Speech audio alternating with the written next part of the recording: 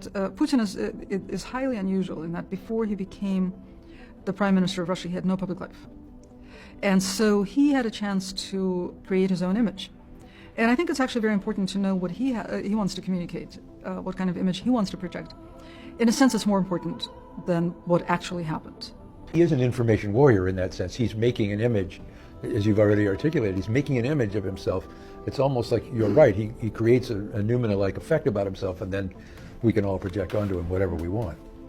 I mean, I don't know how willful it is, because actually the interviews that he gave when he was acting president, so Yeltsin resigned on December 31st, 1999, making Putin the fairly new prime minister. He'd only been in office for 4 months, making him the acting president and a shoo-in in an early presidential election.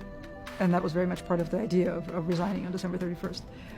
But Putin still has no public persona, so a media team was assembled very quickly, and he sat down for interviews with them 6 times, with 3 journalists, and they wrote a book that's still available called In the First Person.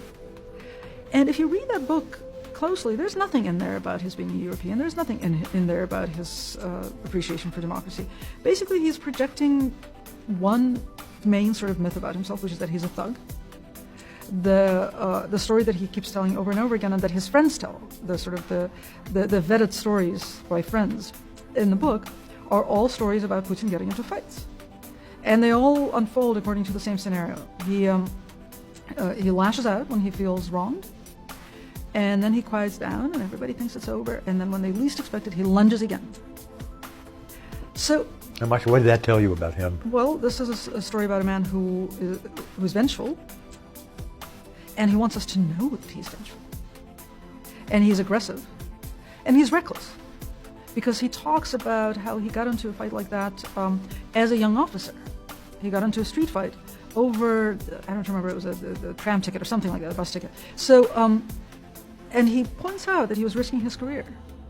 If, as a KGB officer, it had been discovered that he got into a street brawl, that would have probably killed his chances for a foreign posting. So he has so much trouble controlling his temper that he will risk everything that he's worked for in life for an opportunity to eventually lash out. That's at least the story he wants to tell. That's the story he wants to tell, and he's certainly acted in accordance with that.